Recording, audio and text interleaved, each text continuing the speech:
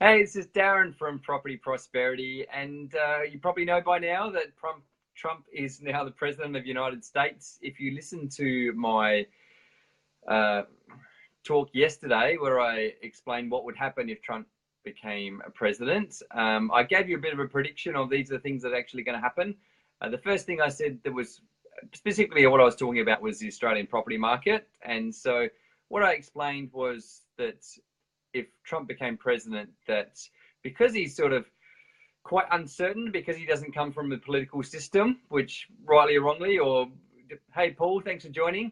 So because he doesn't come from the political system, no one really knows what he stands for. No one's really seen what's going to happen in the past. And also because he doesn't come from the establishment within the Republican Party, then basically he can do whatever the hell he likes. And so he's got plenty of money, so he's not doing it for the money.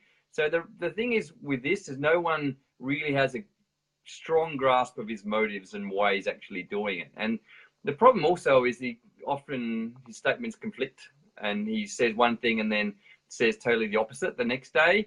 And likewise, we've seen straight away once he's been elected that he's, obviously he was going to put Hillary Clinton in jail, and then he's come back out and in his acceptance speech he said how awesome Hillary Clinton is and what an amazing job she's done for the country. So that's potentially could mean things are better or could mean things are worse. And I suppose in reality, we don't really know what's going to happen. But one thing we do know is there's a degree of uncertainty. And what I explained when you had listened to my video last night was that uncertainty means that the markets don't really know what to predict, I suppose. They don't know what's actually going to happen. So what that means is the market's going to be all over the place. If people are trying to gauge where things are at, so we're more likely to have ups and downs, things happening quite quickly. And what happens when you have uncertainty, though? People go to things which are more certain. So I explained to you that one of the things that's going to happen is people are probably going to go out there and buy into gold, which is straight away the gold price has gone up. The next thing that's going to happen is people are going to go to currencies which they feel a bit more secure than other currencies. So they feel the US dollar is a more secure currency than some of the other currencies around. So straight away, we've seen the Australian dollar fall and the US dollar go up as well. And then the other thing we're going to find people do is they're probably going to buy into a lot more secure investments. So they're going to take their money out of the share market because we're not actually sure what's going to happen with businesses around the world. And so they're going to more likely put their money in something called bonds, which is essentially government-backed securities. So that means the government's backing it. So you can put your money in there. You get a lot lower return, but because it's backed by the government, it's more likely to happen. Get your money back. Essentially, you're not taking as much risk. So that's essentially what's happening. We've found the gold price has gone down. We've found the Australian dollar has gone down, and we've found that people are putting their money into bonds instead. The next thing to try and work out what's going to happen is what effect that's going to have on the Australian property market. So if you listen to my talk last night, I sort of explained that uncertainty.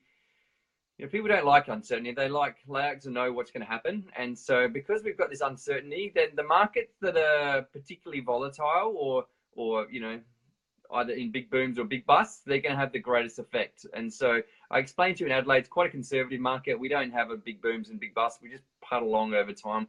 Historically, over the last 5 years, we haven't done that much. We're probably, if you look at it on the scheme of things, we're probably relatively undervalued compared to other states within Australia. So it's probably not going to have a huge effect on the Adelaide property market. But if you look at other states which are a bit more overheated, which are relying on people's optimism may be dented to a degree. And so you're looking at markets like the Sydney market or the Melbourne market, or even some degree the Brisbane market, then you probably would expect it to cool off a bit or cool off quite a bit, depending on people's degree of uncertainty and how much they're less likely to invest in property because of it. You can probably imagine, property is a lot harder market to get into and out of.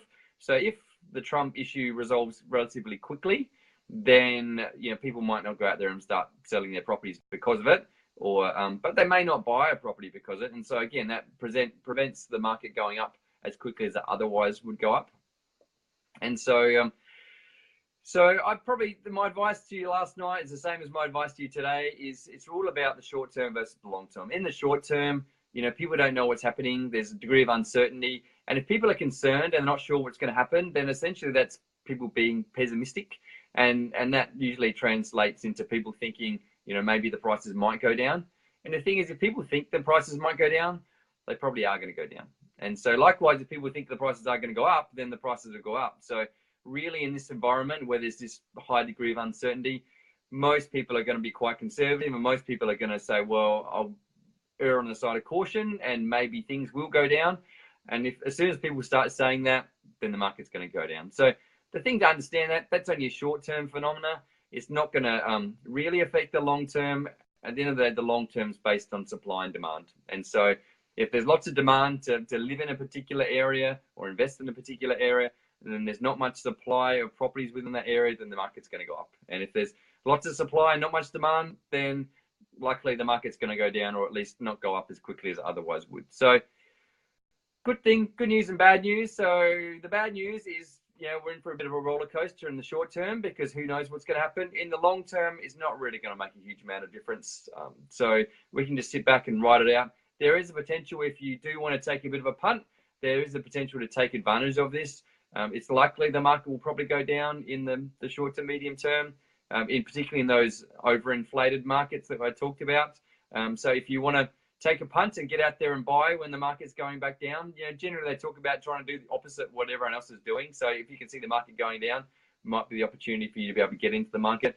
Saying that, somewhere like Adelaide, where the market's relatively cooled off anyway, not a lot is happening, so it's quite conservative. So you're probably same old, most probably, as far as Adelaide goes. So hopefully it's made sense, and hopefully you're either more freaked out or more relaxed, depending on your point of view. And if you like what I had to say, click on the like button.